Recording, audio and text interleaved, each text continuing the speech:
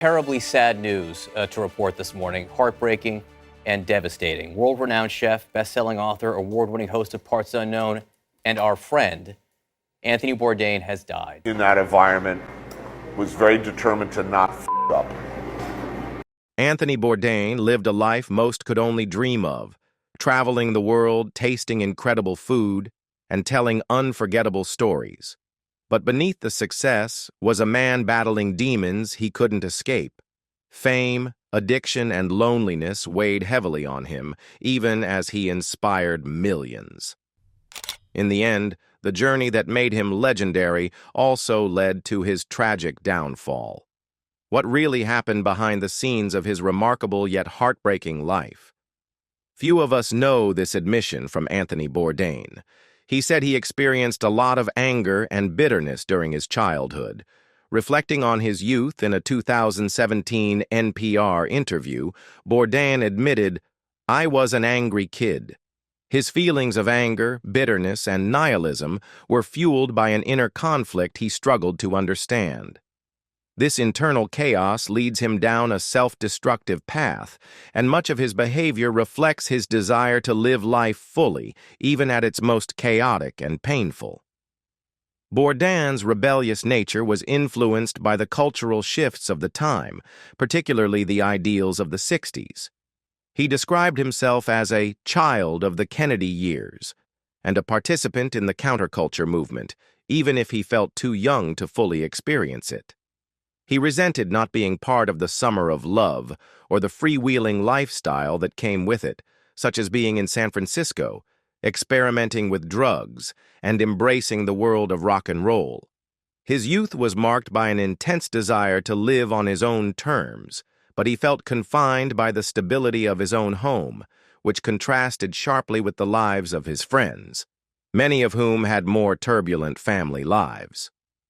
This disconnect drove Bourdain to form a rebellious streak that lasted into adulthood.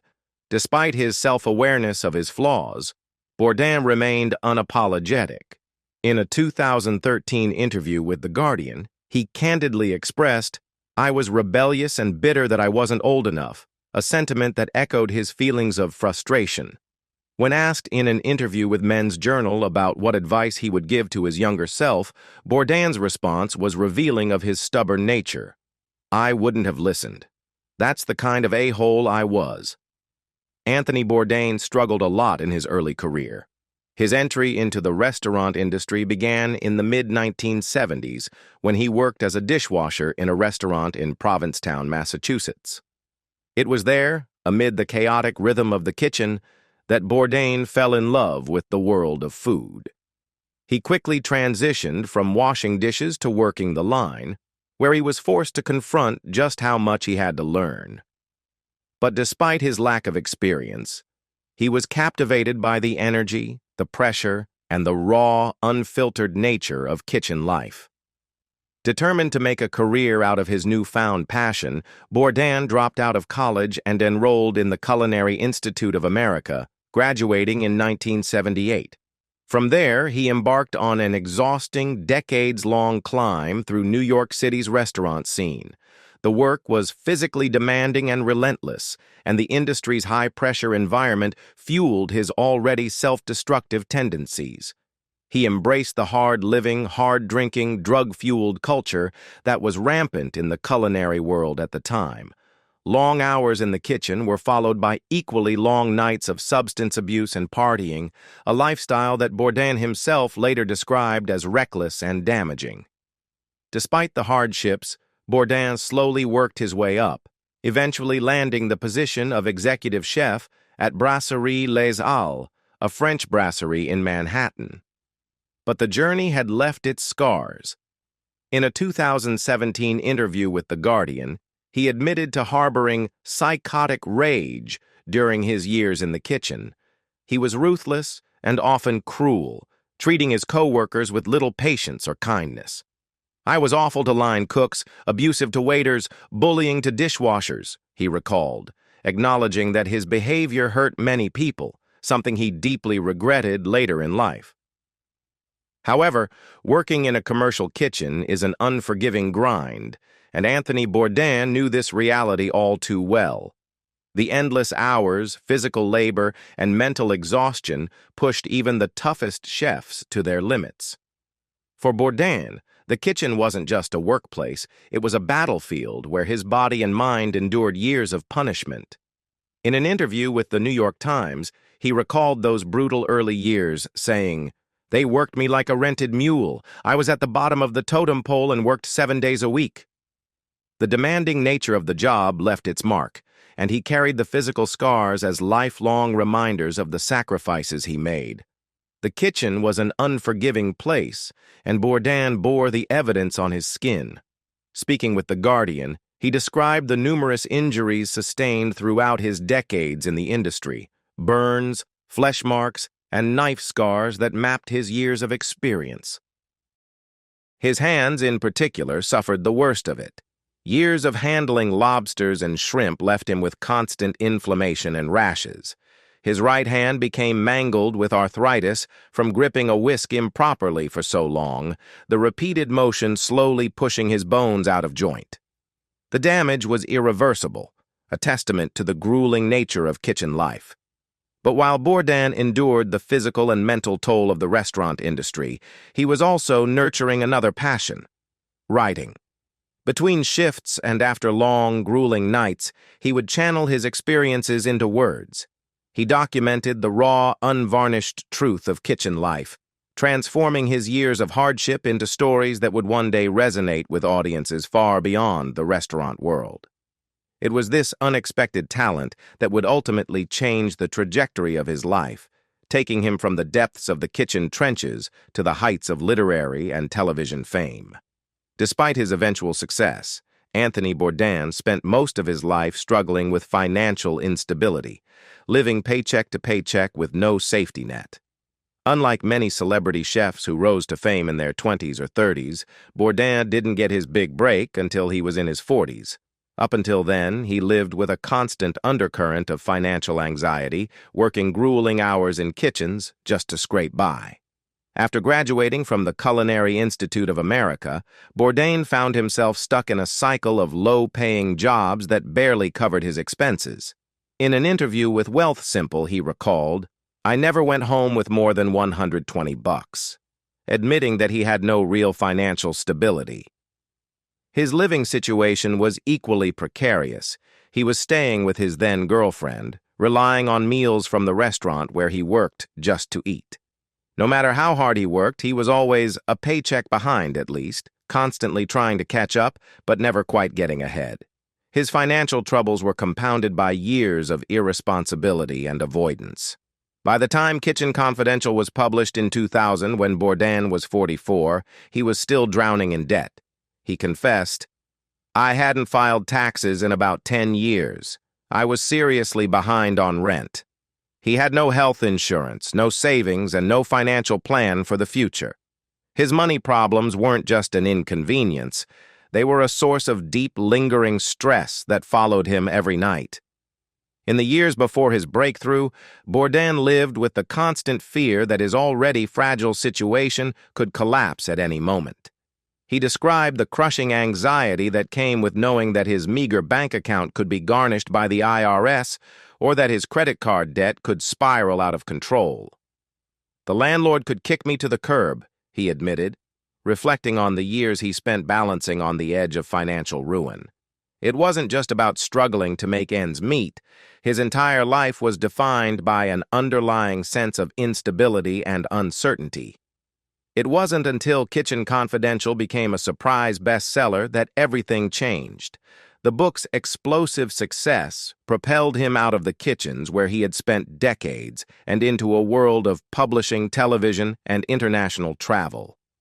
But the years of financial hardship had left a lasting impact on him, shaping his perspective on money, success, and the unpredictability of life. Putting Anthony Bourdain's career story aside, let's talk about his negatives. According to some sources, his life was deeply intertwined with substance abuse, a struggle that shaped his early years and nearly consumed him. His exposure to drugs began at a young age. By his own admission, he had already experimented with them as a teenager, But what started as youthful rebellion soon spiraled into full-blown addiction, especially when he entered the high-pressure, hard-living world of restaurant kitchens.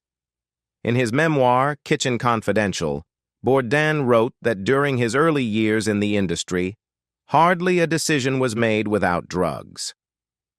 The culture of the restaurant world at the time encouraged excess, and he embraced it fully. By the 1980s, he had moved beyond recreational drug use and had become addicted to heroin and other hard substances. His addiction consumed him, pushing him into darker and more desperate situations. Bourdain never shied away from speaking openly about how low his addiction had taken him. In an interview with The New Yorker, he recalled a particularly bleak moment when he was so desperate for money to buy drugs that he tried selling his record collection on the street. In a Reddit AMA, he described his younger self in brutally honest terms: selfish, larcenous, druggy, loud, stupid, insensitive, and someone you would not want to have known. His addiction not only affected his physical health, but also exacerbated his struggles with mental health. The weight of his drug use left him isolated and withdrawn. In Kitchen Confidential, he described a period when he was so consumed by his addiction that he avoided all contact with the outside world. "I could no longer bear even to pick up the phone," he wrote. "I was in hiding, in a deep, dark hole." For years, Bourdain lived on the edge, constantly chasing his next high while watching his life slip further into chaos. But by the early 1990s, after years of destructive behavior and countless close calls, he came to the realization that he couldn't continue down that path any longer. He finally decided to get clean. For good. Though he left heroin and other hard drugs behind, the experiences stayed with him. His struggles with addiction shaped his worldview, making him deeply empathetic to those who suffered from similar battles. Even after achieving fame and success, Bourdain remained candid about his past, never romanticizing his self-destructive years, but using them as a reminder of just how far he had come. Looking back on Anthony Bourdain's life through his own words and interviews reveals the heartbreaking reality of a man who was constantly battling his own mind. His struggles began early. He was an angry, restless child who never felt like he fit in. As he grew older, his anger evolved into self-destructive tendencies, which fueled his years of drug addiction and reckless living in the brutal restaurant industry. Even after he found success, his inner demons never fully disappeared. Bourdain often described himself as an unhappy person. In a candid interview with The Guardian, he called himself an unhappy soul, a sentiment that was reflected in many of his personal writings. After the end of his first marriage in the early 2000s, he admitted in his book Medium Raw that he felt lost, aimless, and regularly suicidal. His struggles with depression followed him throughout his career, and he eventually spoke openly about them. In a 2016 episode of Parts Unknown, while filming in Argentina, Bourdain sat down with a therapist and confessed that seemingly trivial moments could send him into a deep spiral. Something as simple as a bad hamburger at the airport could trigger days of depression. He described the weight of these emotional lows, saying, "I communicate for a living, but I'm terrible at communicating with people I care about." He admitted to feeling like an outsider, someone who could connect with strangers across the globe, but still felt alone in his personal life. His loneliness and struggles with mental health remained present even in his final years. Just 4 months before his death, he gave an interview with People in which he made a chilling confession. He acknowledged that there were moments in his life when he thought about ending it all. "There have been times, honestly, in my life that I figured, I've had a good run. Why not just do this stupid thing, this selfish thing, jump off a cliff into water of indeterminate depth?" It's easy to romanticize Anthony Bourdain's life in his later years, traveling the world, eating incredible food, and immersing himself in different cultures. To outsiders, it looked like a dream. But for Bourdain, The privilege of seeing so much of the world came at a heavy emotional cost. In an interview with The Guardian, he acknowledged how profoundly his travels had shaped him. "When you've seen what I've seen on a regular basis, it changes your worldview," he said. Bourdain wasn't just visiting exotic destinations for television. He was walking through the realities of war, poverty, and suffering. He had been caught in an active war zone in Beirut, traveled through conflict-ridden areas of Liberia, the Congo, Iraq, and Libya, and saw firsthand how quickly life could turn from normal to catastrophic. These experiences altered him permanently, making him deeply aware of how fragile safety and privilege really were. "I realized how fast things can get bad, how arbitrary good fortune and cruelty and death are," he reflected. One of the biggest shifts in his career came after that harrowing experience in Lebanon. What had started as a simple food and travel show transformed into something much deeper. Bourdain no longer saw food as just a pleasure. It was inextricably tied to history, politics, and the struggles of those who made it. "There's nothing more political than food," he told Food and Wine. "It is always the end or a part of a long story, often a painful one." He understood that food wasn't just about flavors and techniques. It was about people and their survival in the face of war, oppression, and poverty. This awareness weighed on him. Those who worked with him on his travels, speaking to Vanity Fair, described how deeply he felt the injustices he witnessed. He carried the suffering of others with him, unable to simply observe and walk away. The more of the world he saw, the more he struggled with the knowledge of how unfairly it was divided. His sensitivity to human suffering gave his work depth and meaning, but it also contributed to the burden he carried. Even in his moments of joy, there was always an undercurrent of sorrow, a recognition of how many people around the world would never get to experience the same simple pleasures. There is a truth that while Anthony Bourdain spent much of his television career celebrating other people's cultures, cuisines, and stories, he often viewed himself through a much more critical lens. At his core, he believed he was a narcissist, someone with an inflated sense of self-importance and a deep need for attention. In an episode of Parts Unknown, while speaking with a therapist, he admitted, "I tell stories for a living. I write books. I make television. A reasonable person does not believe that you are so interesting that people will watch you on television. I think this is evidence of a narcissistic personality disorder to start with." His self-awareness was striking. He often described himself as vain, even attributing his ability to overcome addiction to that quality. In an interview with The New Yorker, he reflected on how his pride and concern for his own image had played a role in his decision to get clean. Despite his success, however, Bourdain was never entirely comfortable with fame. In an interview with Business Insider, he admitted, "I work really hard to not ever think about my place in the world. I'm aware of my good fortune, and I'm very aware that, because of it, people offer me things." There was always an underlying discomfort with the level of attention and adoration he received, and he remained deeply skeptical of his own celebrity status. This awareness acted as both a motivation and a source of insecurity. Filmmaker Morgan Neville, who directed the documentary Roadrunner, observed that Bourdain had an almost compulsive need to keep moving, to keep working. He never slowed down working. It wasn't money. It was just Tony feeling like if he slowed down, something was going to catch up with him, Neville told Rolling Stone. That something was never explicitly defined, but many who knew him speculated that it was a combination of his past struggles, his inner demons, and the weight of his own expectations. In the wake of Anthony Bourdain's death, those closest to him, family, friends, and colleagues, began revealing more about the deep struggles he battled privately. Though he spent much of his career exploring and exposing the truths of the world, he rarely confronted his own demons head-on. For the most part, Bourdain suffered in silence. Filmmaker Morgan Neville, who directed the documentary Roadrunner, uncovered just how complex and layered Bourdain's struggles were.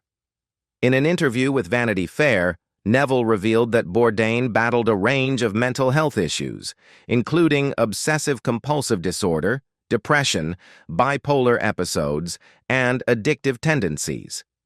According to Neville, one of the biggest factors in Bourdain's downfall was that he had been running from his deeper problems for a long time. He papered over problems both through his work addiction and through his sense of forward momentum, Neville explained. This relentless drive was both a source of his brilliance and a vulnerability that made him incredibly fragile. Bourdain had hinted at his unwillingness to confront his unhappiness in past interviews. In an episode of Parts Unknown, he downplayed his personal struggles, suggesting that he didn't feel entitled to sympathy. "I'm not going to get a lot of sympathy from people, frankly," he said. "I have the best job in the world, let's face it. I go anywhere I want, I do what I want. That guy over there loading sausages onto the grill, that's work. This is not so bad. It's all right. I'll make it." But those close to him saw the cracks beneath the surface. While Bourdain was known for his sharp wit and dark humor, his struggles were more than just moments of melancholy. They were a deeply rooted battle against the very things that had both driven and tormented him throughout his life. His constant movement, his need to keep pushing forward, was not just a thirst for adventure, but a way of escaping the thoughts that lurked in the quiet moments. This will be an interesting revelation about Anthony Bourdain. He was admired by millions for his raw honesty, fearless storytelling, and deep respect for food and culture. However, his unapologetic nature and sharp tongue also earned him plenty of enemies, especially within the world of celebrity chefs and culinary television. Bourdain was never one to hold back his opinions, no matter how harsh, and his targets spanned the entire food industry. He had a reputation for calling out what he perceived as inauthenticity, mediocrity, or corporate greed. Wolfgang Puck, Rachel Ray, and Paula Deen were all on the receiving end of his criticisms. His attack on Deen was particularly brutal. He once called her the worst, most dangerous person to America, due to her unhealthy cooking and eventual diabetes diagnosis, which she profited from by partnering with a pharmaceutical company, Thrillist. One of his most public feuds was with Guy Fieri, whose flamboyant persona and spiky-haired look became the butt of Bourdain's jokes. In an interview with TV Guide, Bourdain mocked Fieri's over-the-top style, saying he looked like a character from The Simpsons. The jab fueled a years-long tension between the two, though Fieri mostly brushed it off, later calling Bourdain a great storyteller despite their differences. But Bourdain's biggest and most consequential clash was with the Food Network itself. After his first show, A Cook's Tour, gained modest success, he wanted to continue exploring diverse and unconventional cuisines. However, the Food Network had different plans. They pushed for more mainstream, domestically focused content, things like BBQ and comfort food, rather than the gritty, globe-trotting food journalism Bourdain envisioned. Bon appétit. Unwilling to compromise, he walked away from the network entirely.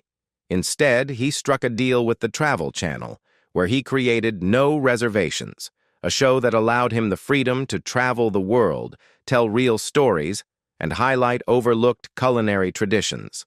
The move proved to be career-defining. No Reservations became a massive success, winning multiple awards and cementing Bourdain's status as one of the most influential figures in food television.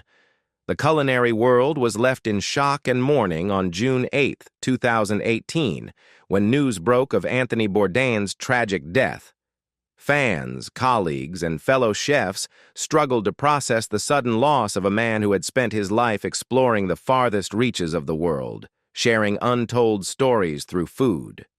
Bourdain was in France at the time, filming a new episode of Parts Unknown in the Alsace region, accompanied by his close friend, the renowned French chef Eric Ripert.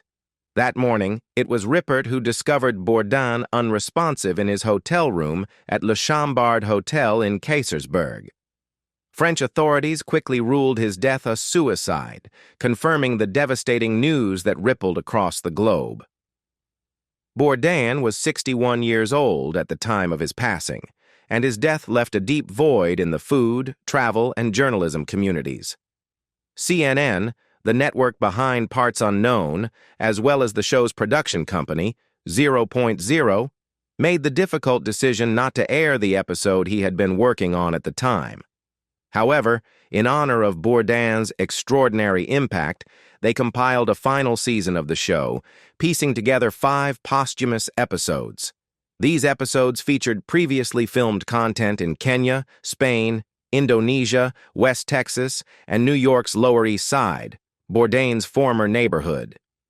In addition to these final travel episodes, the season included 2 special tribute episodes dedicated to celebrating Bourdain's life, influence, and legacy.